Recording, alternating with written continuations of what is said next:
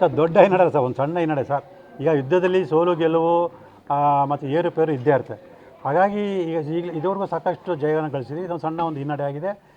ಹಾಗಂತ ವಿಚಲಿತ ಆಗುವಂಥ ಒಂದು ವಿಚಾರ ಏನಿಲ್ಲ. ಅದೇ ಉತ್ಸಾಹದಿಂದ, ಅದೇ ಒಂದು ಹೋರಾಟದ ಮನೋಭಾವದಿಂದ ಮೇಲ್ಮನೆಯನ್ನು ಸಲ್ಲಿಸಿ ಈ ಪ್ರಕರಣ ಸಿಬಿಐಗೆ ಕೊಡಿಸುವಂಥ ಪ್ರಯತ್ನ ನಾವು ಮುಂದುವರಿಸ್ಕೊಂಡು ಹೋಗ್ತೀವಿ. ಲೋಕಾಯುಕ್ತ ವರದಿಯನ್ನು ಯಾರೂ ಸಹ ನೋಡಿಲ್ಲ ಅಥವಾ ಯಾವುದು ಅಧಿಕೃತವಾಗಿ ಗೊತ್ತಾಗಿಲ್ಲ. ಸೊ ಹಾಗಾಗಿ ಲೋಕಾಯುಕ್ತ ವರದಿ ಮೇಲೆ ಅಂದರೆ ಈ ತಮ್ಮ ಆರೋಪಗಳಿಗೆ ಪೂರಕವಾದಂತಹ ತನಿಖೆ ಆಗಿರುತ್ತೆ ಅನ್ನೋ ವಿಶ್ವಾಸ ಇದೆಯಾ ಅಥವಾ ಈಗಲೂ ಇಲ್ವಾ ಅಂತ ಸರ್, ಮಾನ್ಯ ನ್ಯಾಯಾಲಯ ಯಾವ ಅಂಶಗಳನ್ನು ಪರಿಗಣಿಸಿದ್ರೆ ನಮ್ಗೆ ಗೊತ್ತಿಲ್ಲ ಸರ್.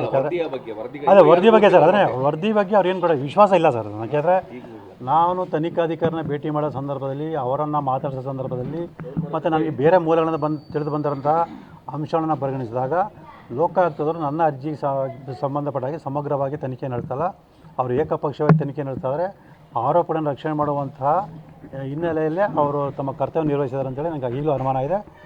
ಮಾನ್ಯ ನ್ಯಾಯಾಲಯದಲ್ಲಿ ಆ ತನಿಖೆಯ ಬಗ್ಗೆ ಯಾವ ಅಂಶಗಳಿದೆ ಅನ್ನೋದು ಗಮನಿಸಿದಾಗ ಅದ್ರ ಬಗ್ಗೆ ಸ್ಪಷ್ಟತೆ ಗೊತ್ತಾಗುತ್ತೆ. ಸರ್, 2010 ಆದೇಶ ಉಲ್ಲೇಖ ಮಾಡ್ತಾಯಿದ್ರಿ ಸರ್, ಇದೆಲ್ಲೂ ಪರಿಗಣನೆ ಬರಲಿಲ್ಲ ಸರ್ ಅಂತ? ಸರ್, ಖಂಡಿತ ಗೊತ್ತಿಲ್ಲ ಸರ್. ಅದನ್ನು ಹೇಳಿದ ನಾನು ಇಲ್ಲೂ ಹೇಳೋಂಥದ್ದು, ನೀವು ಕೂಡ ದಾಖಲಾತಿ ಪರಿಗಣಿಸ್ಬೋದು. ಏನು ಆರೋಪ ಮಾಡಿ ಅದಕ್ಕೆ ಪೂರಕವಾಗಿ ಬರೀ ಎರಡು ದಾಖಲೆಗಳನ್ನ ಪರಿಗಣಿಸ್ಬೋದು. ಒಂದು, ಶ್ರೀಮತಿ ಪಾರ್ವತಿಯವರಿಗೆ ಏನು ನಿವೇಶನ ಮಂಜೂರಾತಿ ಮಾಡಿ ಆದೇಶ ಮಾಡಿದರೆ, ಆ ಆದೇಶದಲ್ಲಿ 2015ರಲ್ಲಿ ಸರ್ಕಾರ ಒಂದು ಅಧಿಸೂಚನೆ ಹೊರಡಿಸಿದೆ. ಆ ಅಧಿಸೂಚನೆ ಪ್ರಕಾರ ನಿವೇಶನ ಹಂಚಿಕೆ ಮಾಡಿದ್ದೀವಿ ಅಂತ ತಿಳಿಸಿದ್ದಾರೆ. ಆದರೆ ನೀವು ಅಧಿಸೂಚನೆ ಗಮನಿಸಿದಾಗ ಆ ಅಧಿಸೂಚನೆ ಎಲ್ಲೂ ಕೂಡ 50 ಅನ್ನೋ ನಿವೇಶನ ಕೊಡಬೇಕು ಅಂತೇಳಿ ಉಲ್ಲೇಖ ಇಲ್ಲ. ಹಾಗಾಗಿ ಆ ಉಲ್ಲೇಖ ಇಲ್ಲದರೂ ಕೂಡ ಆ ಅಧಿಸೂಚನೆ ಆಧರಿಸಿ ನಿವೇಶನ ಮಂಜೂರಾತಿ ಮಾಡೋದು ಅಕ್ರಮ ಅಂತೇಳಿ ಸ್ಪಷ್ಟವಾಗಿ ಗೊತ್ತಾಗುತ್ತೆ.